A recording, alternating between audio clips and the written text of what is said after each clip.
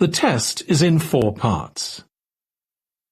At the end of the test, you will be given 10 minutes to transfer your answers to the answer sheet. Now turn to Part 1.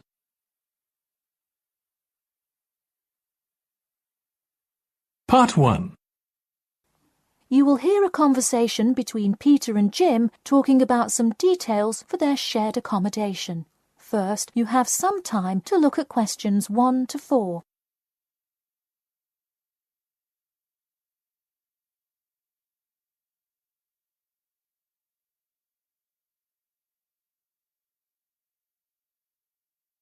Listen carefully and answer questions 1 to 4. Hey Jim, it's Peter. Oh, hey Peter, what's up? I thought I'd call so we could hammer out the details for next year's lease. That's a good idea. Did we ever decide on how to split the total rent? Well, I was thinking since my room is bigger, I probably should pay a little more. So I could pay £110 and you could pay £80. Does that sound okay? Considering that my old apartment cost me £100 for a smaller room, I'm definitely all right with that. Hey, I was looking at a map of the area and can't seem to find a bus stop near it. Do you know where we would catch the bus? Well, the bus is actually pretty far from us, but we have that garage that we can park our cars in. Wow, that's great. Convenient parking is hard to find, so we're lucky we have that. Okay, so we have a whole lot of things we'll need to buy when we move in. How do you want to split that up? I was wondering, do you still work at the supermarket? Yep, every Tuesday and Saturday. Would you be able to buy things from there if I sent you a shopping list? Sure, I can do that. Great, then I can take care of whatever else we need that you wouldn't get at a supermarket. If you want, I'll pick you up from work that day and we can go to the apartment together. Oh, that would be great, thanks. No problem. That way we can split the cost of petrol. Works for me. It's so expensive these days, isn't it? It's downright obscene. Before you hear the rest of the conversation, you have some time to look at questions 5 to 10.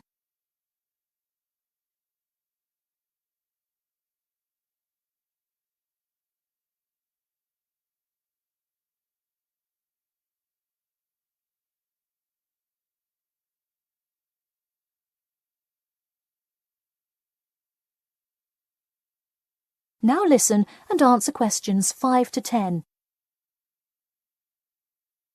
So let's figure out what appliances we need. Do we have a microwave? Yes, the landlord's providing that for us. Hey, do you still have that space heater, though? We need one for the kitchen since it's not connected to the central heating. All right, I'll bring that. Anything else? Well, I have some dining room and living room furniture I can bring, so that should take care of most of the big stuff. You know what we do need, though? Could you bring a toaster? I actually don't have one. It doesn't come with the microwave. No, the landlord is only supplying the microwave. It would really help if you could bring one. Okay, I'll pick one up at the store. You know, I also have this cool antique rotary phone that would be a cool addition to the apartment, sort of as decoration and utility. Oh, cool. The only thing is, we'd have to put it in the kitchen unless you want it in your room. Why not put it in the living room? The living room's too loud to have a phone conversation. The noise sort of carries, so if one person is trying to watch TV or have friends over, the person on the phone won't be able to hear. Okay, well I guess kitchen it is then. Any other big things we need? That seems like everything. That's all I can think of. And of course, move-in is June the 1st. I can't wait. We'll be able to watch the big game in our new apartment. It's going to be awesome. Yeah, we can move in the morning and then Friday night we can sit back and cheer on Liverpool. I have an exam in the morning, but we'll be done around 11 a.m. and can move in after. Wait, Liverpool? You're joking, right? I thought you were a Manchester United fan. Man U? No way. Liverpool all the way. Oh no, I don't know if I can live with a Liverpool fan. That is the end of part 1. You now have 1 minute to check your answers to part 1.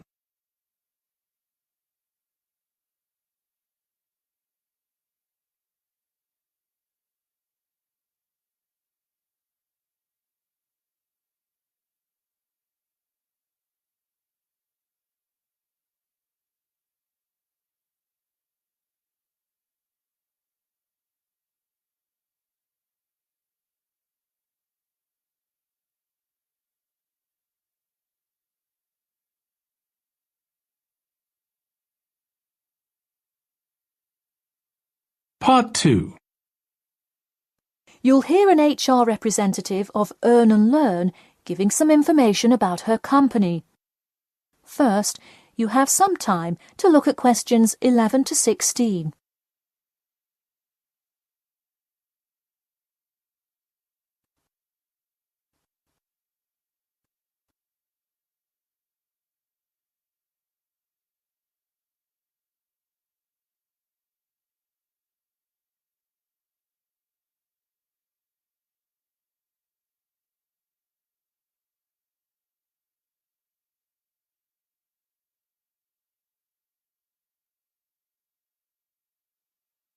Now listen carefully and answer questions 11 to 16. Welcome to all of you. Can everybody see and hear me? Good. I'm Sarah Connor, an HR representative of Earn and Learn. I have been asked today to talk to you about our company. So, for those of you who don't know very much about the company, let me start by giving you some basic information about it. Earn and Learn started nearly 20 years ago. It is not a charity but a for-profit company that enables promising entrepreneurs to make money while traveling. During the past 10 years, it has grown rapidly and has gained great influence in most countries of the world. We have a partnership with the school and take a large number of recent graduates from the business school. So, if you are a recent graduate, I'd say you can consider applying to our company. Before your application, you might be curious about what sort of places you could go to. There are 4 main locations, but you also have the freedom to submit a different location, and if they can make the necessary arrangements, you can go. The first country Earn and Learn established locations was the US, where you may choose from multiple locations, as long as you can commit to their more rigid schedule of August to December. Also, you could do the Australia internship. That one is really cool. You work at a wildlife shelter and learn about the business practices of non-profit organizations. You do have to be willing to commit 8 months for that one, though. Perhaps that's a long time to be so far away, but I would say it is really an amazing opportunity. I don't know whether some of you are in decent physical shape. If so, the South Africa internship is another exciting one. You learn a lot about sustainable farming, but you would be doing some of the manual labor involved in maintaining a farm. Indeed, it's hard work, but I think you would definitely be able to do it. It may be wise to wait until after their summer is over, so it's not so terribly hot. In addition, there is a most recently established location in India. This one gives you more of a study abroad feel, given that they arrange a host family for you to stay with. In the other locations, you live in an apartment with other interns, so this is definitely a unique experience. Before you hear the rest of the talk, you have some time to look at questions 17 to 20.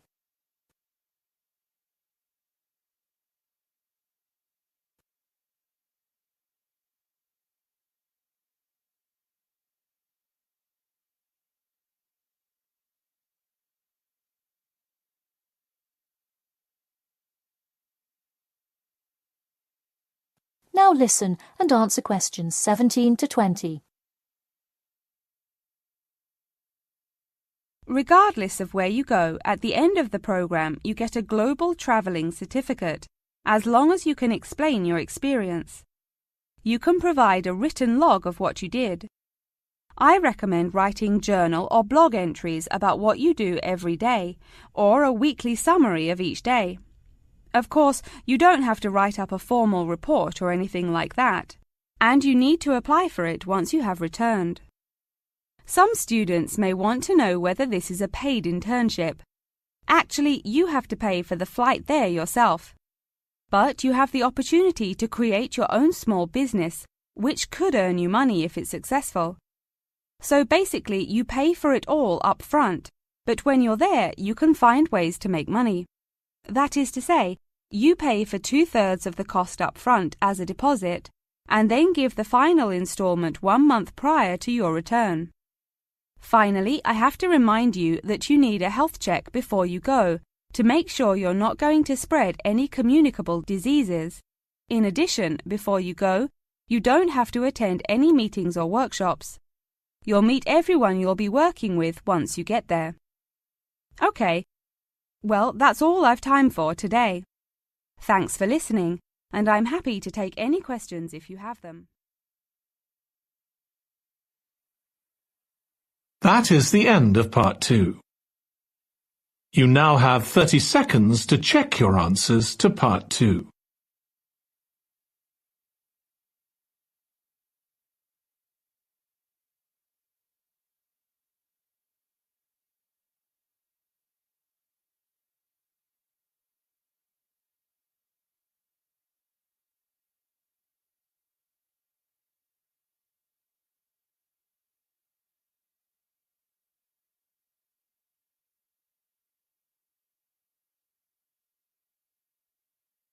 Part 3. You will hear a student called Margaret Parkinson talking about the class she missed on Thursday with her professor. First, you have some time to look at questions 21 to 26.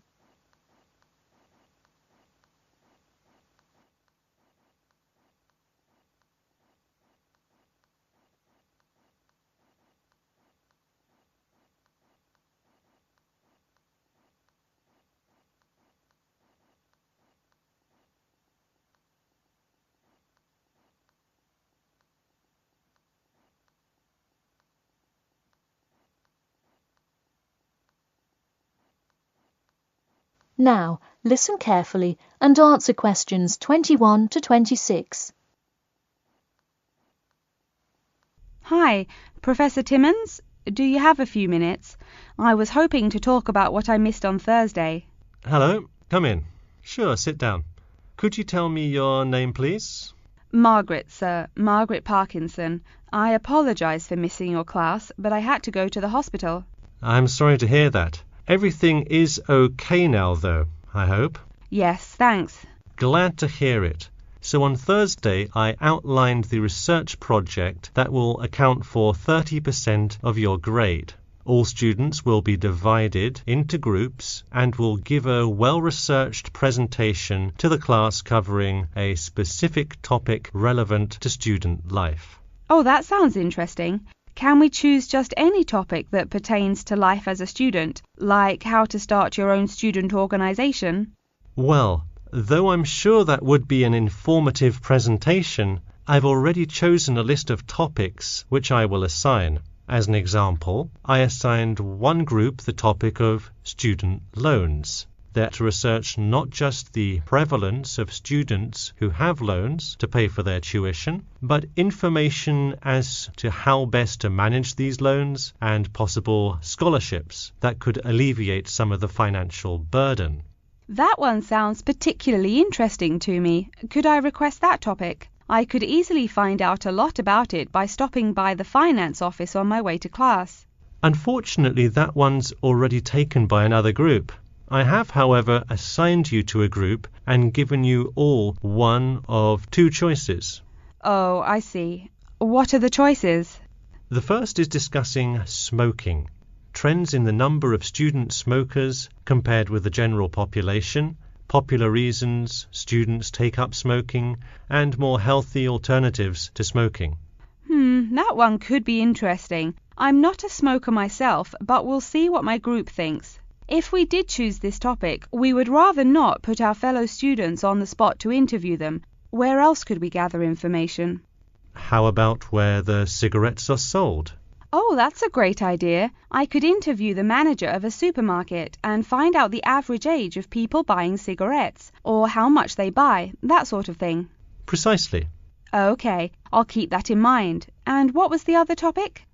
The other topic is the practice of natural medicine. It sounds far more specific than the others, but it is more of an exercise of outlining a career path. If your group chooses this, you would cover the specifics of becoming a doctor of natural medicine, how to become licensed to practice natural medicine, what the career outlook is, etc. You could find much of the information you need on this in the Careers Office. Wow, that would be really helpful, not just in learning about natural medicine, but in how to approach researching any career path. That's the idea. I want groups to really think outside the box to find information on their topics. They should interview multiple sources. Okay, now I think I have the general idea. Before you hear the rest of the talk, you have some time to look at questions 27 to 30.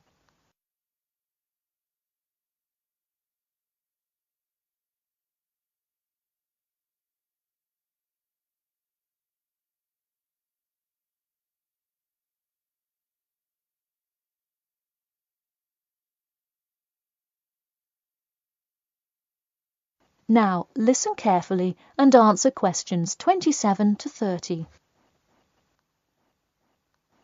When is the presentation due? I expect each group to send me an email attachment of the plan ahead of time by October 10th, so that I can ensure that you are on the right track. Oh, that's actually really reassuring. I would hate to spend so much time on a presentation only to find we had taken it in the wrong direction. So when is the presentation? I let groups choose from the list of time slots I have between November 1st and November 5th. Okay, how about the 3rd? I'll have to check with my group, of course, but maybe we could write a tentative time? Sure, let me take a look. I'm actually booked completely through the 3rd and 4th now. How about sometime in the afternoon of the 5th? Great, how about 2 o'clock? No problem. I'll pencil your group in. Okay, thanks. And to clarify, what exactly is due in the first phase? Before the October deadline, I want your group to have compiled resources and then to provide some initial data analysis to support your claims. Okay, so data analysis is due the 10th of October, and then the Presentation? Yes. The final phase is simply giving the presentation on the 5th of November. All right, I think I have all the information I need. Thanks. You're welcome. See you in class tomorrow. That is the end of part 3. You now have 30 seconds to check your answers to part 3.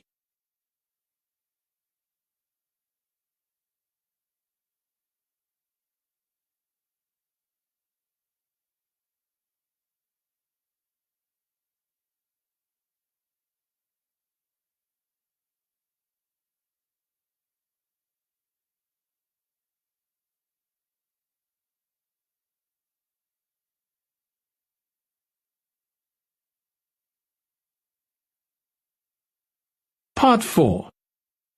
You will hear an introduction about an eco-friendly building called the Gherkin. First, you have some time to look at questions 31 to 40.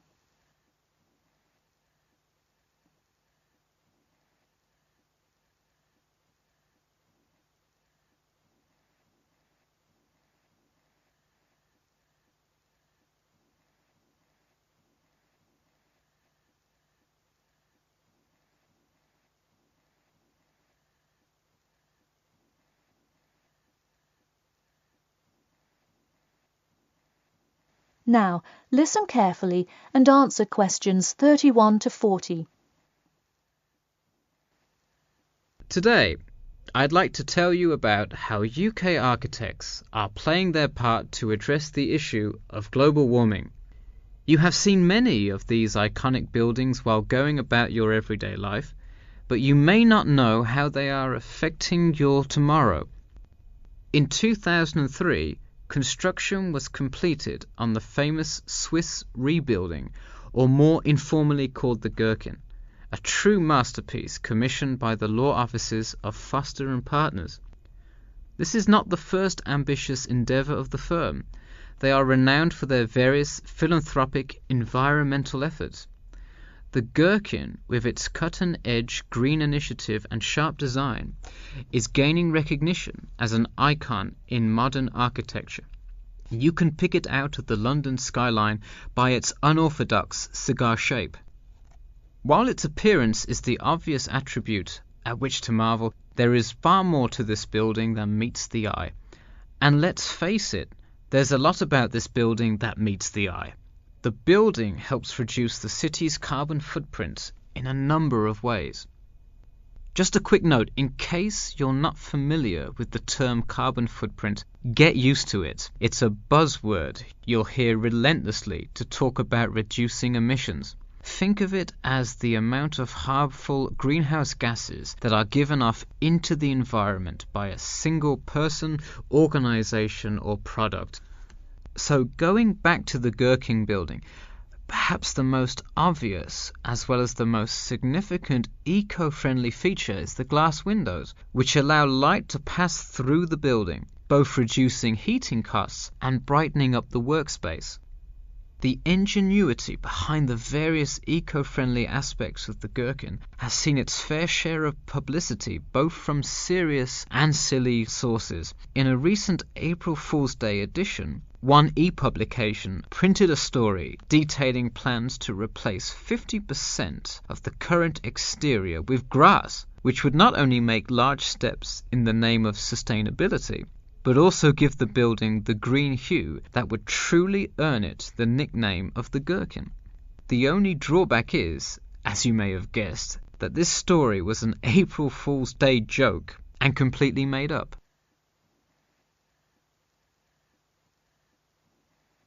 In all seriousness, though, the building is setting a new standard of design that other architects and city planners just cannot ignore. The building's bold and cost-efficient design has won a number of architecture awards, including the Stirling Prize, the London Region Award, and the Empress Skyscraper Award, among others. The design comfortably accommodates a large number of offices, while keeping maintenance and operation costs down, striking a superb balance between nature and the workplace. Nature is well and good, as long as the weather is nice outside. Given London's notoriously bad weather, the architects knew they must devise a quality temperature regulation system, and that they did. A special system designed to reduce the building's reliance on air conditioning was devised that cuts consumption in half compared to standard office buildings. There are atria that link each floor vertically to one another, forming spiraling spaces up the entire building. They serve not just as social common spaces, but also act as the building's lungs, distributing clean air from the opening panels in the facade through the entire building. The building isn't all business, though. It has its fair share of fun as well. At the very top, a club room offers a picturesque entertainment spot for company functions, private parties, etc., with a breathtaking panoramic view of the city.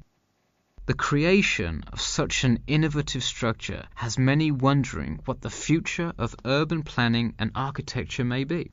Well, if the other projects currently commissioned by Foster & Partners are any indication, the entire city constructed with similarly eco-friendly buildings is not far in the distance.